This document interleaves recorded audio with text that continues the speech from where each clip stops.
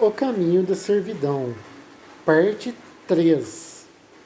Os princípios básicos do liberalismo não contêm nenhum elemento que o faça um credo estacionário, nenhuma regra fixa e imutável.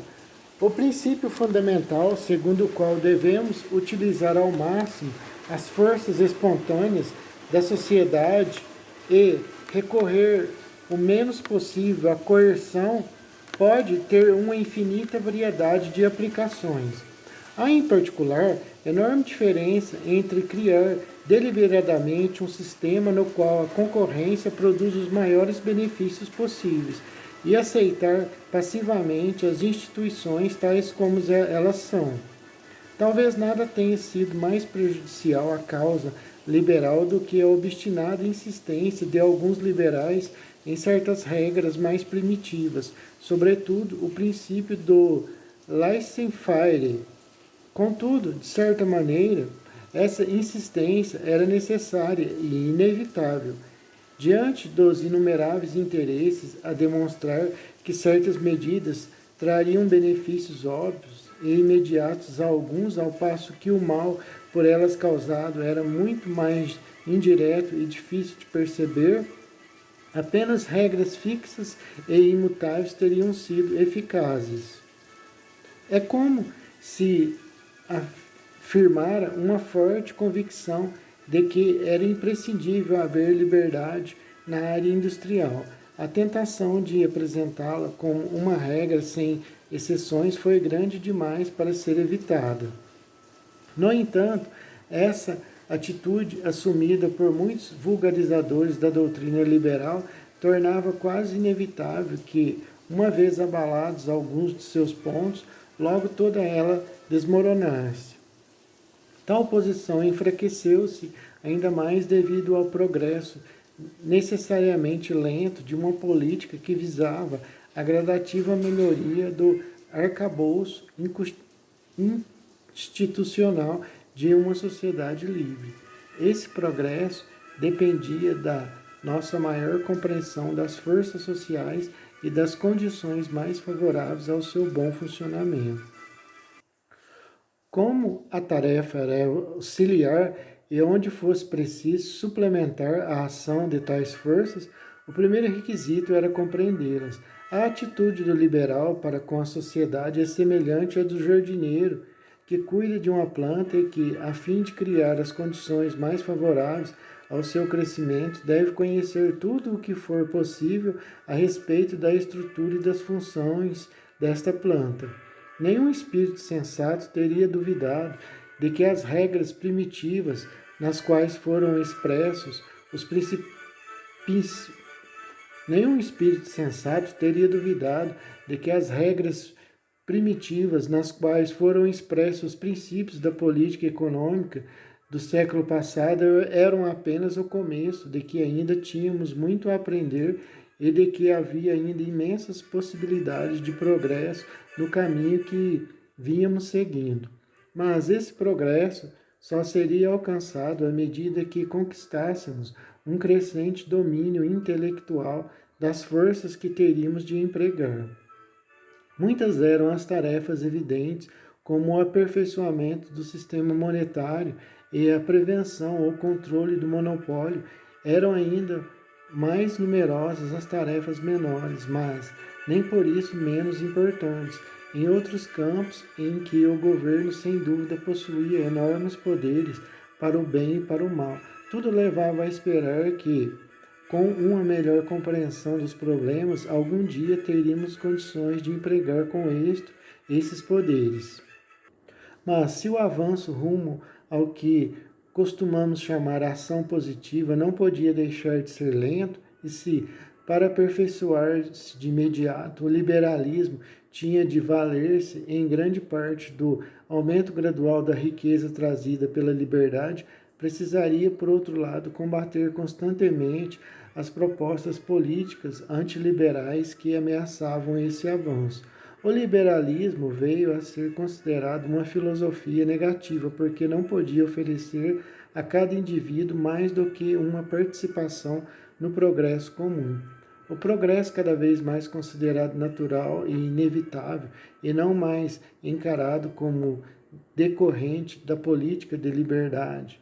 Pode-se mesmo dizer que o próprio sucesso do liberalismo tornou-se a causa do seu declínio.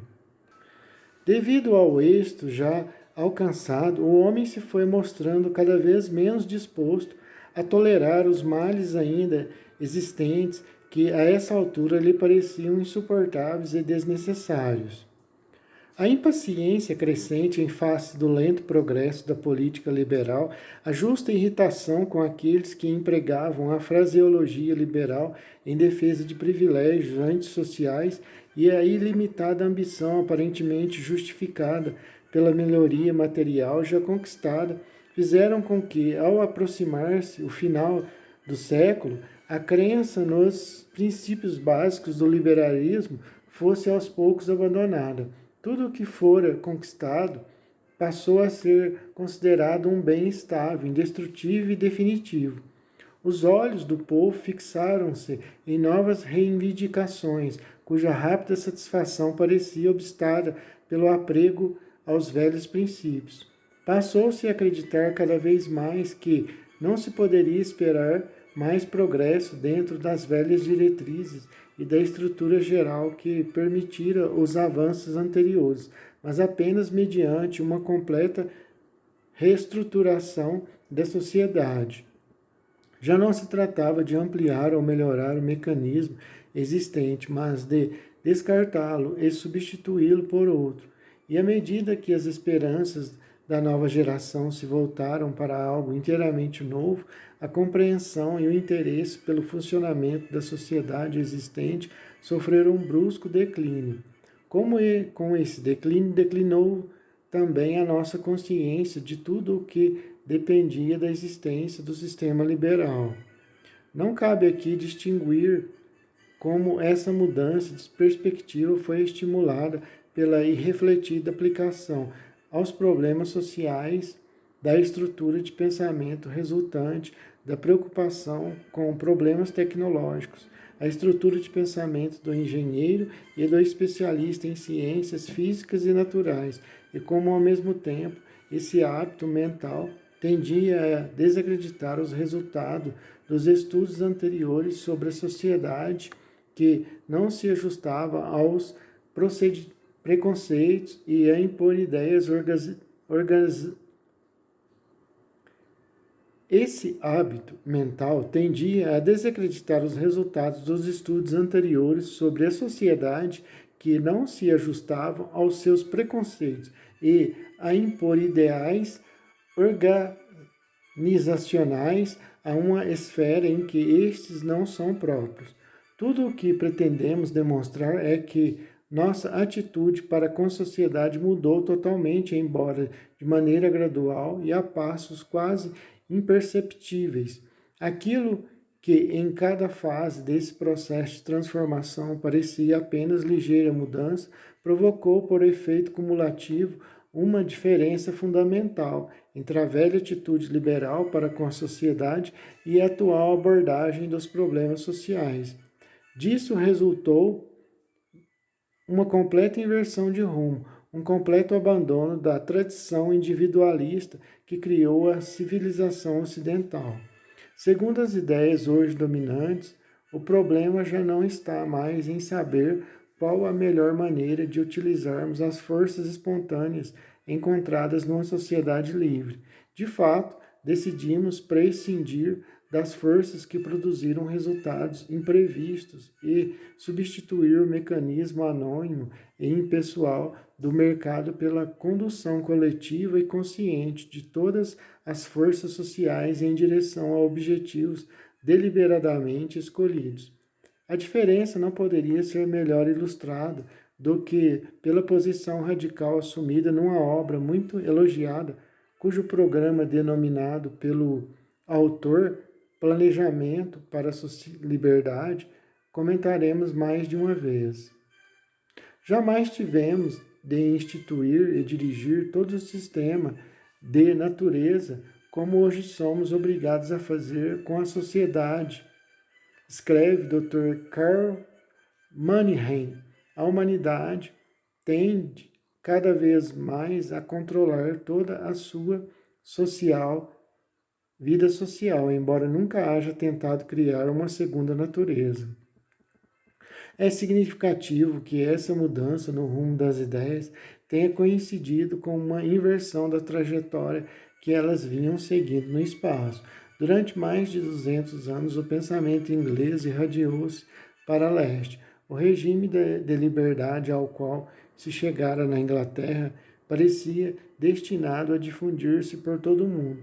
Por volta de 1870, as ideias liberais haviam atingido provavelmente seu ponto máximo de expansão para leste. Daí por diante, porém, começaram a retroceder e um ideário diferente, que não era novo, mas na realidade muito antigo, passou a avançar de leste para oeste. A Inglaterra perdeu a liderança intelectual na esfera social e política e passou a importar ideias. Nos 60 anos seguintes, a Alemanha converteu-se no centro de onde as ideias destinadas a governar o mundo se propagaram para leste e oeste. Hegel ou Karl Marx, Liszt ou Schmoller, Sombart ou Mannheim, o socialismo em sua forma mais radical ou apenas na organização ou planificação de natureza menos radical, o pensamento alemão foi pronta e amplamente importado e as instituições alemãs imitadas. Embora a maioria das novas ideias, e em particular o socialismo, não se tivesse originado na Alemanha, foi na Alemanha que se aperfeiçoou e alcançou durante o último quartel do século passado e o primeiro do século vigente o seu mais completo desenvolvimento. Esquecemos agora muitas vezes como foi considerável a liderança mantida pela Alemanha durante esse período no que concerne à teoria e à prática do socialismo. Esquecemos também que uma geração antes de socialismo se tornar uma séria questão na Inglaterra, a Alemanha tinha um numeroso partido socialista no parlamento e que até data recente o desenvolvimento da doutrina socialista ocorria quase inteiramente na Alemanha e na Áustria, de sorte que mesmo hoje os russos partem do ponto em que os alemães se detiveram. A maioria dos socialistas ingleses ainda não se deu conta de que quase todos os problemas que começam agora a descobrir foram há muito tempo exaustivamente debatidos pelos socialistas alemães. A influência intelectual que os pensadores alemães exerceram durante esse período em todo o mundo baseia-se não apenas no grande progresso material da Alemanha, mas, sobretudo, no extraordinário prestígio que os cientistas e pensadores alemães haviam conquistado nos 100 anos precedentes, quando a Alemanha se tornara mais uma vez membro integrante e mesmo preeminente da civilização europeia. Mas em breve essa influência serviria para difundir a partir da Alemanha ideias que visavam a abalar os alicerces dessa civilização. Os próprios alemães, ou pelo menos os divulgadores de tais ideias, tinham inteiramente consciência do conflito. A herança comum da civilização europeia tornara-se para eles, muito antes do nazismo, a civilização ocidental, e a palavra ocidental não tinha mais a acepção comum de ocidente, mas passara a significar o mundo a oeste do Reno. Ocidental, neste sentido, era sinônimo de liberalismo e democracia, capitalismo e individualismo, livre comércio e toda forma de internacionalismo ou amor à paz. Mas, apesar do desprezo mal disfarçado que um número sempre crescente de alemães votava aos ideais superficiais do Ocidente, ou talvez por essa razão os povos desse mesmo Ocidente continuaram importando ideias alemãs e foram induzidos a acreditar que suas convicções anteriores não passavam de pretextos para justificar interesses egoísticos, que o livre comércio era uma doutrina inventada. para defender interesses ingleses e que os ideais políticos que a Inglaterra legara ao mundo estavam irremediavelmente ultrapassados e constituíam um motivo de vergonha. Já nesse ano, o relatório Macmillan falava em mudança de atitude do governo deste país nos últimos tempos e sua crescente preocupação com a gestão da vida do povo, independentemente do partido que esteja no poder, e acrescentava que o parlamento encontra-se cada vez mais empenhado em criar uma legislação cujo objetivo consciente seja controlar as atividades cotidianas da comunidade e intervém hoje em questões outrora consideradas fora de seu âmbito.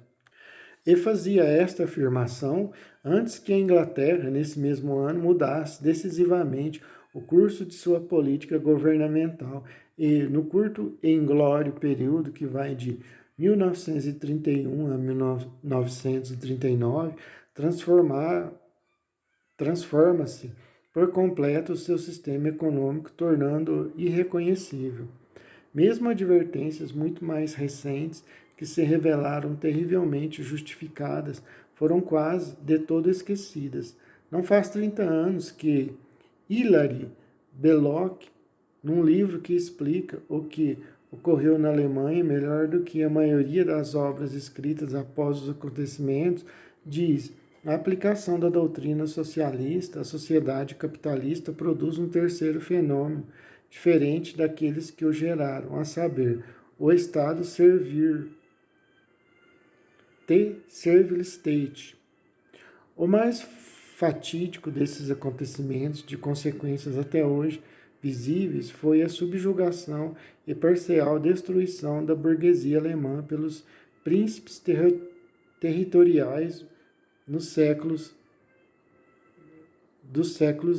em vigência, do século em vigência e do século posterior. O autor procurou esboçar as origens desse processo em duas séries de artigos sobre Science and the Study of Society e The Culture Revolution of Science, publicados em Econômica, 1941-1944.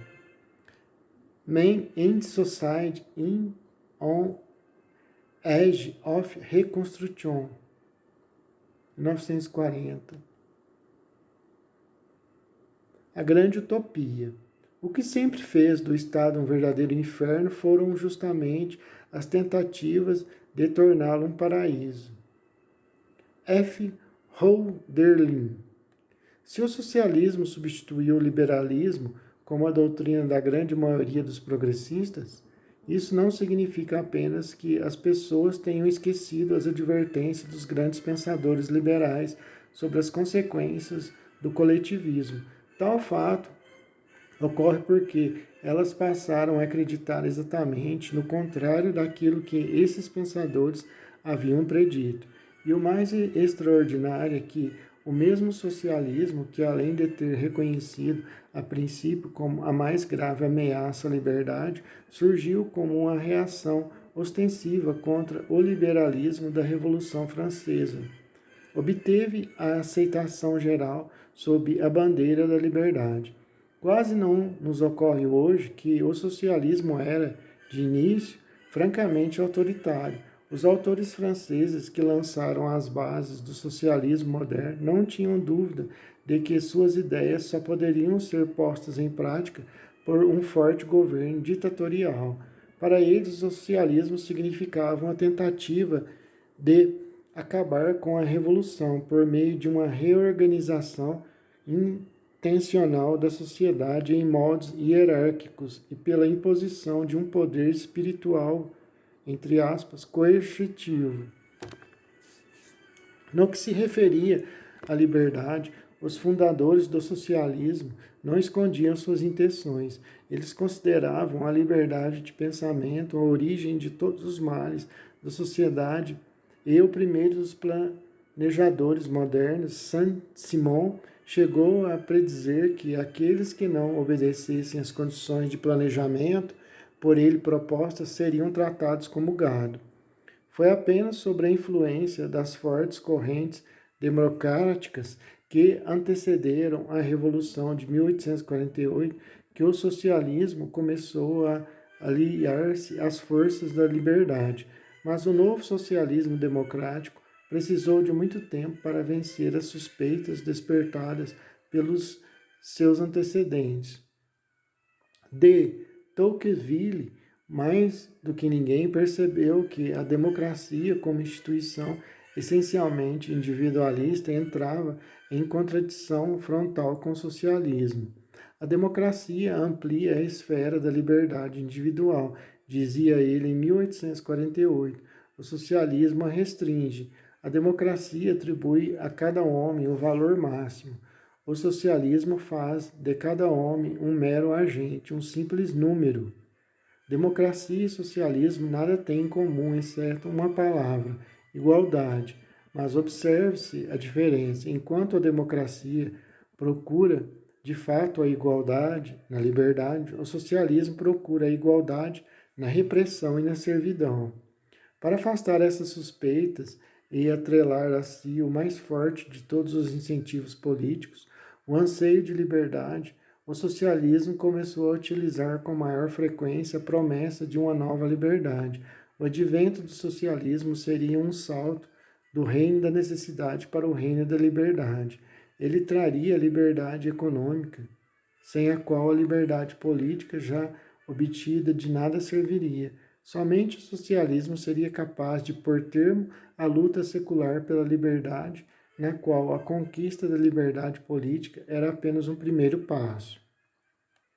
É importante perceber a sutil alteração de sentido a que se submeteu a palavra liberdade para tornar plausível este argumento.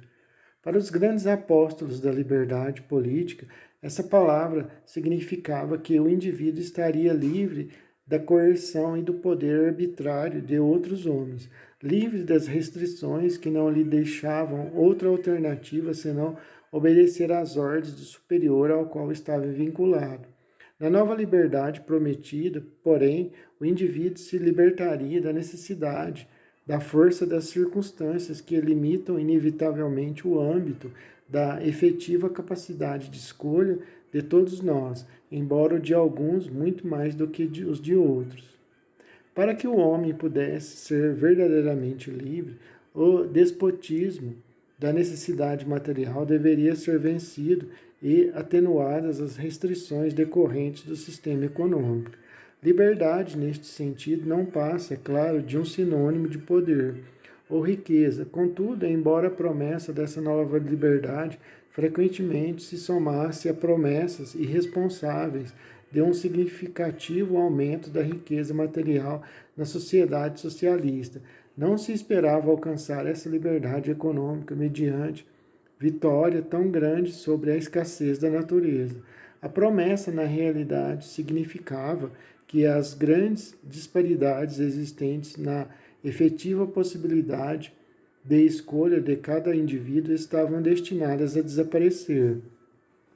A reivindicação da nova liberdade não passava, assim, da velha reivindicação de uma distribuição equitativa da riqueza, mas o novo rótulo forneceu aos socialistas mais uma palavra em comum com os liberais, e eles a exploraram ao máximo.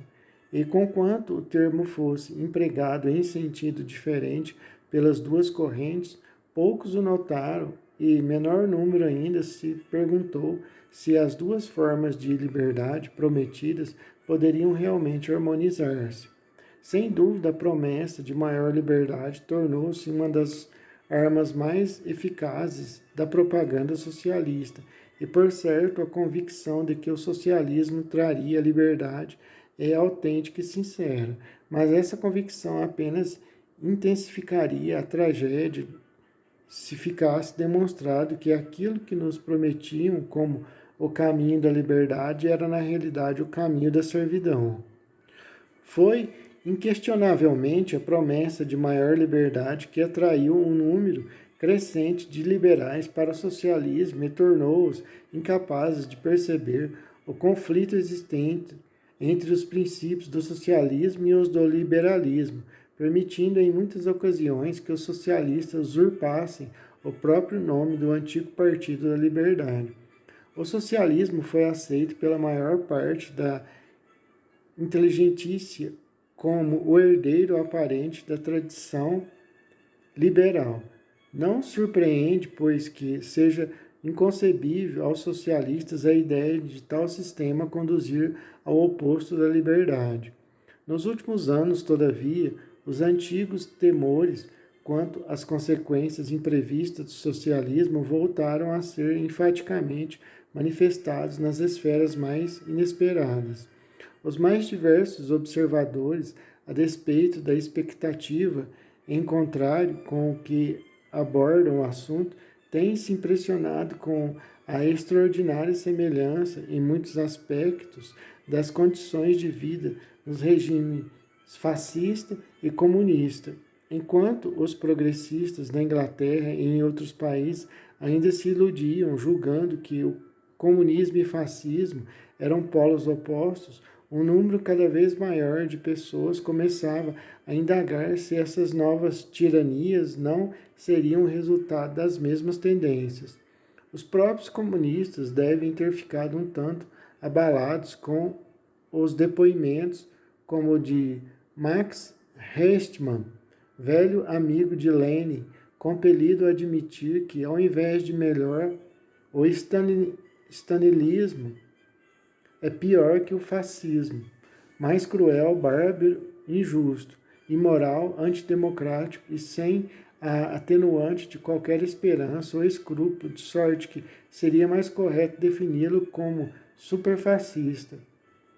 E quando esse autor reconhece que stalinismo é socialismo, no sentido de que constitui uma decorrência política inevitável, embora imprevista, da estatização e da coletivização, elementos em que ele, Stalin, fundamentara parte do seu plano de construção de uma sociedade sem classes, a conclusão claramente se reveste de significação ainda maior. O caso de Max Stirman é talvez o mais notável. Contudo, ele não é absolutamente o primeiro nem o único simpatizante da experiência russa a formular semelhantes conclusões. Algum tempo antes, W. H. Chamberlain, que nos 12 anos passados na Rússia como correspondente norte-americano, vira todos os seus ideais destruídos, resumir as conclusões dos seus estudos naquele país, bem como na Alemanha e Itália, declarando que o socialismo, sem dúvida, não será, ao menos no começo, o caminho da liberdade, mas o da ditadura e das contraditaduras da mais violenta guerra civil. O socialismo, alcançado e mantido por meios democráticos, parece pertencer definitivamente ao mundo das utopias. Do mesmo modo, o escritor inglês F. A. Vogt, após observar por muitos anos os acontecimentos na Europa como correspondente estrangeiro, concluiu que o marxismo levou ao fascismo e ao nacional-socialismo, porque, em essência, marxismo é fascismo e nacional-socialismo é o mesmo. E o Dr. Walter Lippmann chegou à convicção de que a geração a qual pertencemos está agora aprendendo pela experiência o que acontece quando os homens se afastam da liberdade para organizar de forma coercitiva suas atividades. Embora prometam a si mesmos uma vida mais abundante, na prática têm de renunciar a ela. À medida que a organização centralizada se amplia, a variedade de objetivos necessariamente cede lugar à uniformidade. Esta é a nêmesis da sociedade planificada e do princípio autoritário da condução das questões humanas. Podemos encontrar nas publicações desses últimos anos afirmações desta ordem, formuladas por pessoas em condições de julgar particularmente aquelas de homens que, como cidadãos de países agora totalitários viveram o período da transformação e foram compelidos a revisar muitas convicções que antes acalentavam. Citaremos ainda o exemplo de um escritor alemão que exprime a mesma ideia em termos talvez mais precisos do que os já mencionados. O completo desmoronamento da crença na possibilidade de alcançar a liberdade e igualdade por meio do marxismo, escreve Peter Drucker, obrigou a Rússia a trilhar o mesmo caminho que a Alemanha, rumo a uma sociedade totalitária e de valores puramente negativos, não econômica, sem liberdade, sem nem igualdade. Isso não quer dizer que o comunismo e fascismo sejam essencialmente a mesma coisa. O fascismo é o estágio atingido depois que o comunismo se revela uma ilusão, conforme aconteceu tanto na Rússia stalinista como na Alemanha pré-hitlerista. Não menos significativa é a história intelectual de muitos líderes nazistas e fascistas. Todos os que têm observado a evolução desses movimentos na Itália ou na Alemanha surpreenderam-se com o número de líderes, começando por Mussolini, sem excluir Lavai e Quisling, que a princípio foram socialistas e acabaram se tornando fascistas ou nazistas. E o que ocorreu com os líderes ocorreu muito mais com os liderados.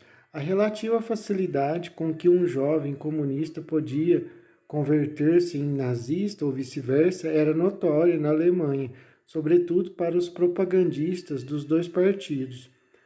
Na década seguinte, na década de 30, muitos professores universitários conheceram estudantes ingleses e norte-americanos que, regressando do continente europeu, não sabiam ao certo se eram comunistas ou nazistas, sabiam apenas que detestavam a civilização liberal do Ocidente. É verdade que na Alemanha, antes de 1933, e na Itália, antes de 22, comunistas e nazistas ou fascistas entravam mais frequentemente em conflito entre si do que com os outros partidos. Disputavam o apoio de pessoas da mesma mentalidade e votavam uns aos outros o ódio que se tem aos hereges. No entanto, seu modo de agir demonstrava quão semelhantes são de fato. Para ambos, o verdadeiro inimigo, o homem com o qual nada tinham em comum e ao qual não poderiam esperar convencer, era o liberal da velha escola. Enquanto o nazista para o comunista para o nazista e para ambos o socialista são recrutas em potencial, terreno propício à sua pregação. Embora se tenham deixado levar por falsos profetas, eles sabem